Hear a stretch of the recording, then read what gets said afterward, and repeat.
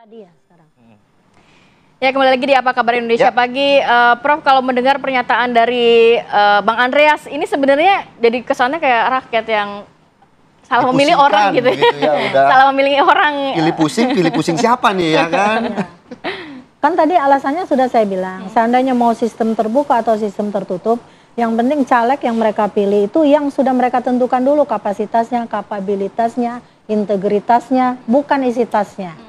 Artinya kalau mereka mengutamakan isi tas, maka disandingkan dengan yang punya 3 tas lain, maka mereka tidak akan berfungsi. Tapi sebenarnya kalau berbicara mengenai DPR ini sudah cukup lama ya, sudah berlangsung dari puluhan tahun yang lalu ya dengan kondisi seperti ini ya. Saya sempat membaca pernyataan Angelina Sondah yang mengatakan DPR era saya ini dirty, sangat kotor. Ya. Angelina Sondah kan adalah produk setelah reformasi bahkan ya. Bahkan saya melihat DPR karena kebetulan saya menjadi dosen di era sebelum masih pada saat Orde Baru ya. Kalau dulu kan ada 4 istilah yang dikenakan 4D. Duduk, duit, dengar, dan diam. Dulu waktu Orde Baru. Reformasi kan ingin mengubah itu sebenarnya. Tapi kemudian setelah Gus Dur menjadi presiden, Gus Dur meneriakkan hal yang sama. Gus Dur mengatakan DPR seperti taman kanak-kanak, bahkan seperti playgroup dan sebagainya. Kan marah teman-teman. Karena tidak semuanya seperti itu sebenarnya kan. Saya tahu kayak Bang Andreas salah satunya yang dalam dialog-dialog politik kita ngerti kapasitas keilmuannya, kemampuannya, terus negosiasinya. Itu kan bagian-bagian penting yang bisa dilakukan oleh seorang politisi yang intinya parle, berbicara. Tapi ketika mereka di sana cuma diam, nunggu gaji tiap bulan, apa hasilnya? Nah ini ada di tangan partai loh. Mereka bisa memilih kader-kadernya yang lebih potensial untuk dimasukkan yang punya jembatan dengan rakyat. Nah itu dia tadi dinyatakan kadernya kader yang memang dikenal aja. Toh juga nanti ada staf-stafnya yang membantu, staf-stafnya yang lebih pintar untuk juga memberikan analisis. Ya, terus terang ya di DPR itu saya tahu ada beberapa anggota DPR yang staf ahlinya adalah anaknya sendiri. Staf ahlinya anak sendiri? Staf ahlinya anak sendiri. Staf ahlinya tamat S1 padahal syarat minimal S2. Tapi apa boleh bulat daripada gepeng, kita tahu sama tahu katanya gitu, seperti itu. Nah ini yang tidak boleh terjadi, mungkin sampai sedetil itu ya dibicarakan nanti kalau memang ingin merubah undang-undang pemilu. Jadi termasuk undang-undang MD3 itu. Juga ya? Iya. Baik, jadi kayaknya Bang Andreas bisa mewakili kita lah, kita udah ngomong semua sama dia tahu itu.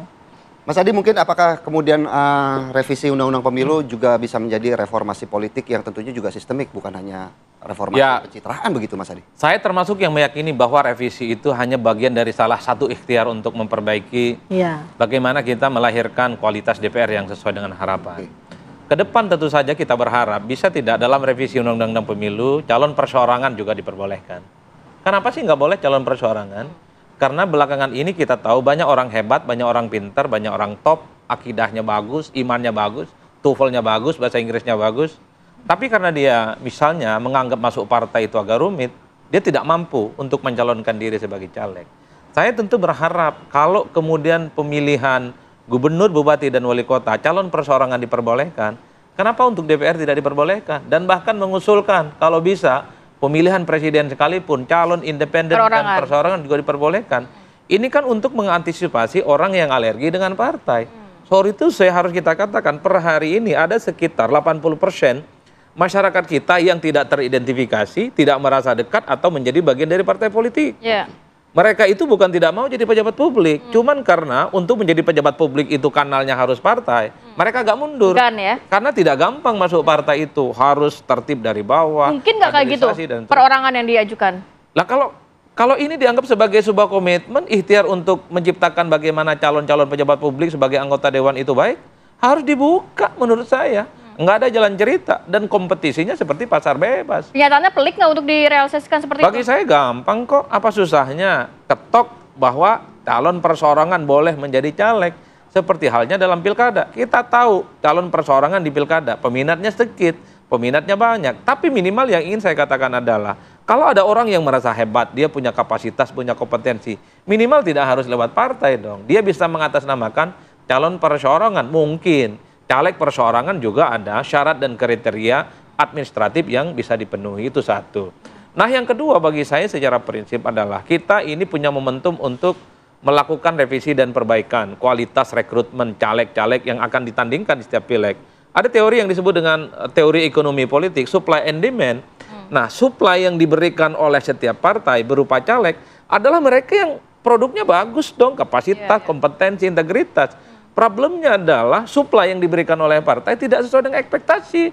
Yang penting terkenal, yang penting populer, punya logistik yang kuat, isi tasnya banyak, dia dipilih. Itulah yang saya sebutkan, partai ini banyak sekali alibinya, banyak sekali argumen-argumen yang seringkali untuk membantah statement publik. Udahlah, kalau memang caleg kita ini dianggap tidak kompeten, memang tidak populer, dianggap tidak punya kapasitas, uji materi aja. Jadi biar rakyatlah yang menentukan. Nah, itu alibinya. Berarti realisasinya terbilang masih cukup sulit untuk direalisasikan. Tentu kalau kita mau jujur sebenarnya, ujungnya semua partai politik cuma satu, Mas, kalau bicara tentang pileg. Dia menang dan nambah kursi, udah itu aja. Enggak peduli itu calegnya TOEFL-nya 500, enggak peduli dia S1, enggak peduli kanan kiri, yang penting dia menang dan menang. Untuk apa punya kapasitas dan kompetensi? Untuk apa usung profesor kalau kalah dan nggak nambah suara?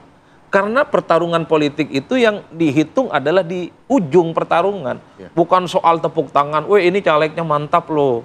Ini adalah orang-orang yang kemudian dia dinilai punya integritas loh. Kalau dia dicalegkan lalu kalah, nggak bisa.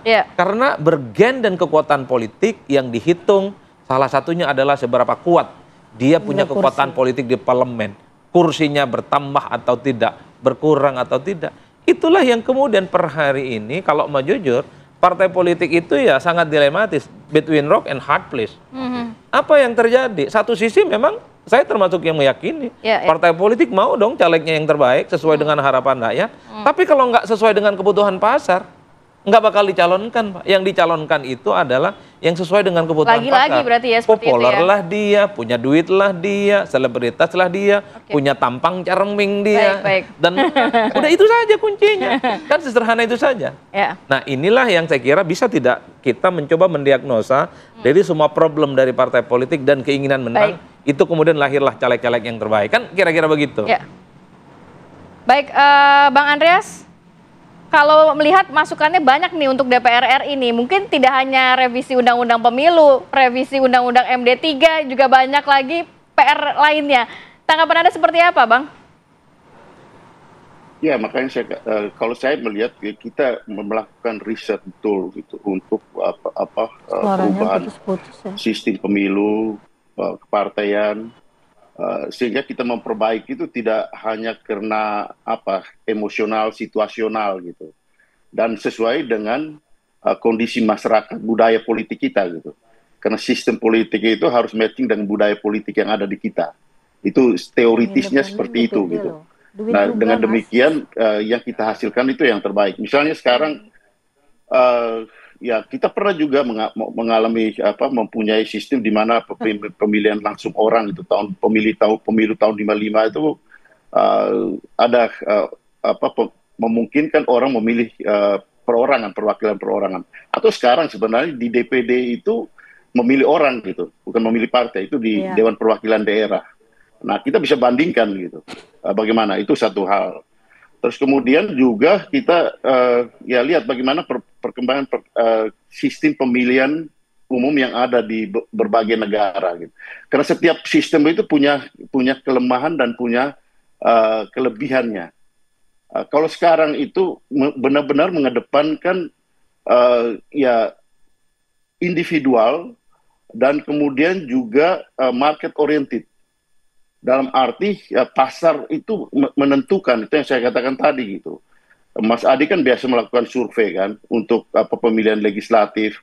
Kan di dalam survei itu pasti yang diperhatikan pertama itu kedikenalan, kemudian kedisukaan, baru orang tuh memilih gitu. Nah, unsur kedisukaan ini tuh unsurnya apa? Orang memilih pasti karena orang itu disukai. Disukainya itu karena apa? Dikenal belum tentu disukai. Tapi ketika disukai, kemungkinan besar akan dipilih. Disukai apa karena representasi tadi? Banyak juga di daerah-daerah yang masyarakat yang melihat representasi itu penting gitu. Tapi di banyak masyarakat juga yang tadi Prof. Lely sampaikan, Mas Adi juga sampaikan, pragmatisme itu lebih mengedepankan aspek bukan soal disukai, itu soal karena dia dapat sesuatu, karena aspek popularitas. Jadi banyak hal gitu, soal isi tas tadi gitu. Jadi kunci daripada kalau di dalam sistem market oriented seperti sekarang, itu kedisukaan itu sangat menentukan orang tuh dipilih gitu. Jadi kita perlu benar-benar memperhatikan ini, kita melakukan survei untuk membandingkan dengan sistem-sistem yang ada, kemudian sesuaikan dengan budaya kita yang ada sekarang.